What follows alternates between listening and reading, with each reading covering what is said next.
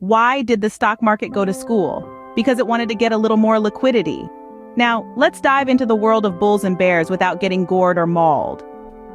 Welcome to the wild world of stock markets, a place where bulls and bears reign supreme.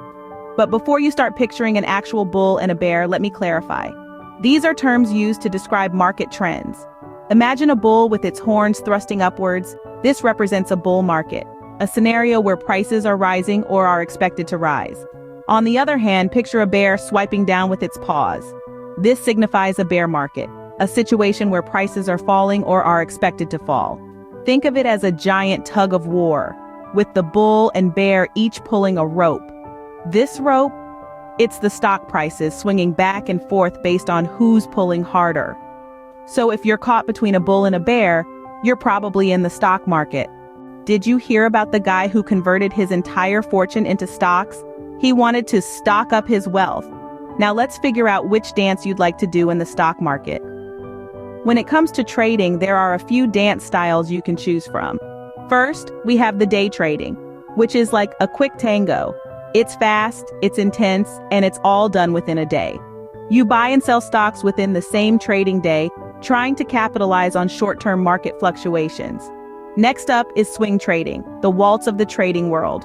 With a bit more grace and patience, you hold onto your stocks for a few days to weeks, hoping to catch gains from short-term trends. And lastly, we have position trading, the slow dance of the trading types.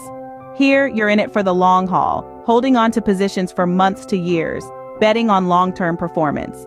Remember, it doesn't matter if you tango, waltz, or slow dance as long as you keep dancing. Why don't traders ever lose at hide and seek? Because good luck hiding when the market's open. Now let's get you ready for your first game in the market. Just like learning to drive a car, you wouldn't want to start on a highway, would you? No, you'd start in a safe, controlled environment. That's where your education and practice come into play. Before you even think about putting your foot on the gas, you need to understand the rules of the road. Get to grips with the basics of trading, learn about the different types of stocks, and understand market trends. Then, shift into gear with a practice account. This is your trading training wheels.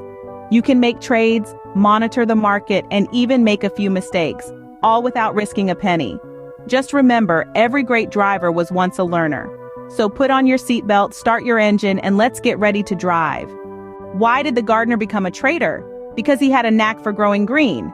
Now let's help you grow your portfolio. Imagine you're a gardener and your portfolio is your garden. As a gardener, you wouldn't plant just one type of seed, would you? Of course not. You'd diversify, planting a variety of seeds to ensure a rich, bountiful harvest. That's what you need to do with your portfolio. Diversification isn't just planting a mix of stocks. It's making sure they're from different sectors, different regions, perhaps even different types of investments like bonds or commodities. Now, after planting, does a gardener expect an immediate harvest? No. It takes time for seeds to grow into plants. Similarly, you need to be patient with your investments. Remember, the stock market isn't a get-rich-quick scheme. It's more like a garden, and it takes time, care, and patience to grow your green.